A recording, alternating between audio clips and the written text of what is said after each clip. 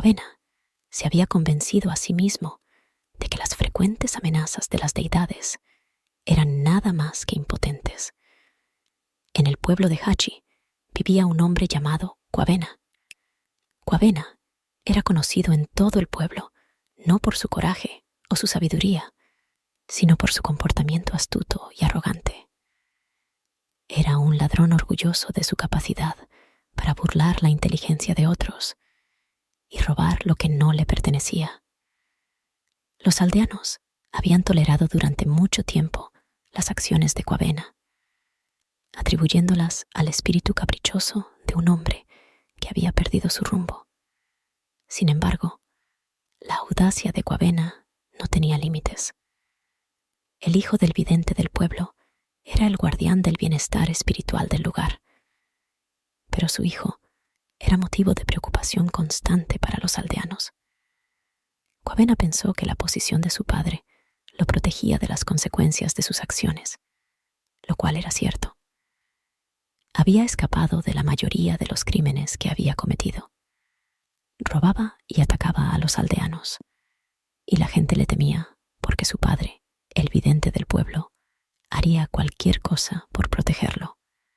Quavena lo sabía y continuaba atormentando al pueblo.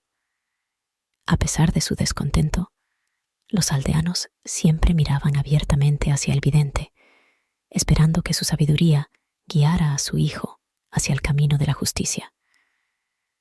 Pero el vidente permaneció cegado por el amor a su hijo y el miedo a perder a su único hijo. Había elegido proteger a Quavena, pero eso no solo conduciría a la pérdida. Justo en las afueras de Hachi vivía una viuda llamada Hida, cuya gracia y resiliencia eran reconocidas.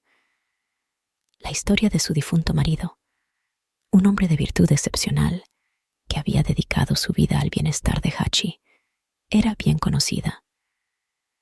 Hida vivía modestamente en las afueras del pueblo, en una casa humilde rodeada de arbustos y animales salvajes. Estaba protegida por sus antepasados y vivía en paz, recibiendo provisiones divinas para mantenerla feliz. Todos en el pueblo sabían que los antepasados concedían su protección silenciosa a esta mujer en homenaje a las buenas acciones de su marido. Le hacían ofrendas cuando querían favores de los ancestros. Una noche, empujado por la avaricia, Quavena se coló en la casa de Hida y le robó su propiedad más valiosa, un pestillo tradicional, simple pero hermoso, que había pertenecido a su difunto marido. Este pestillo era el último vestigio de su vida pasada, lleno de recuerdos y amor. Quavena había roto el corazón de Hida y su grito de pena resonó por todo el pueblo.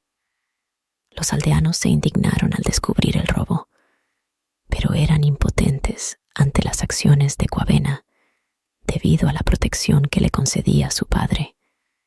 Los ancestros, al ver a Hida en angustia, se enfurecieron. Decidieron castigar a Quavena. Los ancestros se le rebelaron, advirtiéndole de lo que estaba por venir.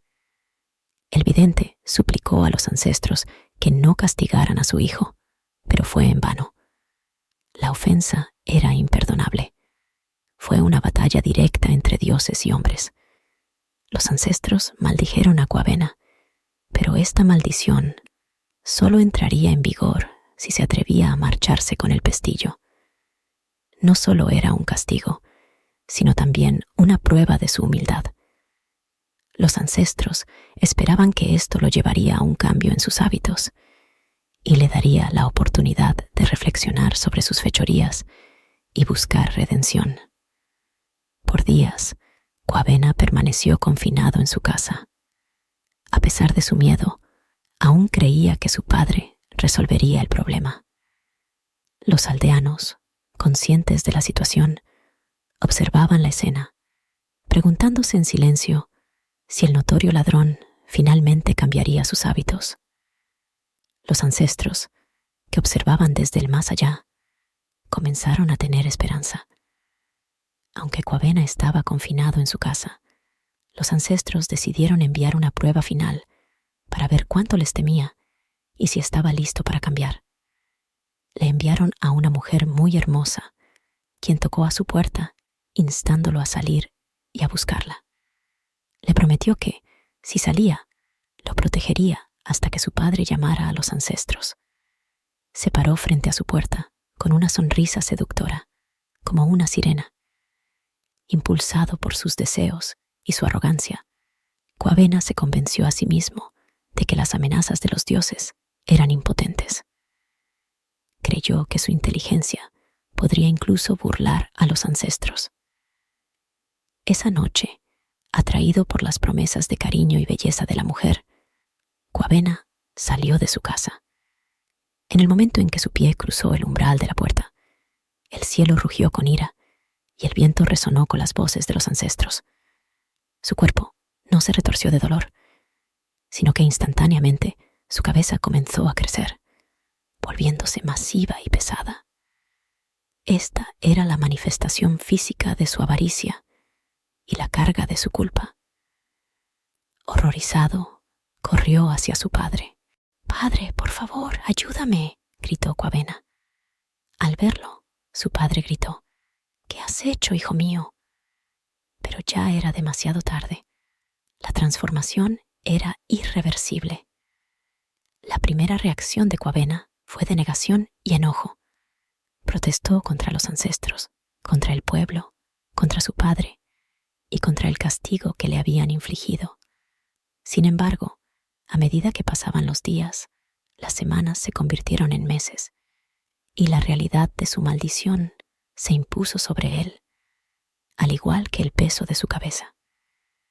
Tan grande era su cabeza que ya no podía entrar a las casas, robar o esconderse de los aldeanos.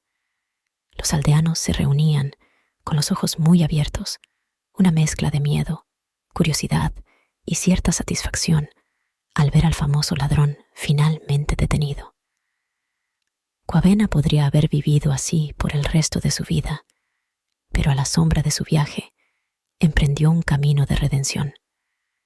Se disculpó con aquellos a quienes había perjudicado, creando un mito. Había comenzado a beneficiar al pueblo, utilizando su maldición para mantener a raya a los ladrones. Quabenna también explotó su condición única para reunir a los niños y contarles historias, enseñándoles el valor de la honestidad, la comunidad y el respeto por las tradiciones. Una vez había perturbado al pueblo, pero ahora había encontrado la paz. La historia de Quabenna y la maldición que había caído sobre él se convirtió en un cuento con moraleja, un recordatorio del poder de los dioses y la importancia de la humildad y el respeto por lo sagrado. A lo largo de los años, la cabeza de Quabenna, aunque todavía muy grande, dejó de ser un símbolo de su castigo y se convirtió en un testimonio de su transformación. Los hijos de Hachi, que nunca habían conocido al ladrón, solo veían al dulce gigante que les enseñaba con bondad y sabiduría. La maldición de Quabenna, conferida por los ancestros, había cambiado el curso de su vida, pero también había remodelado su alma, convirtiéndolo en un hombre mejor que el que una vez había perturbado su pueblo. Esto es todo por hoy. ¿De qué país me sigues? Gracias por ver este video. Espero que lo hayas entendido y que hayas aprendido una lección de esta historia. Comparte tus pensamientos con nosotros en los comentarios. Si te ha gustado el video, comenta, suscríbete y dale like.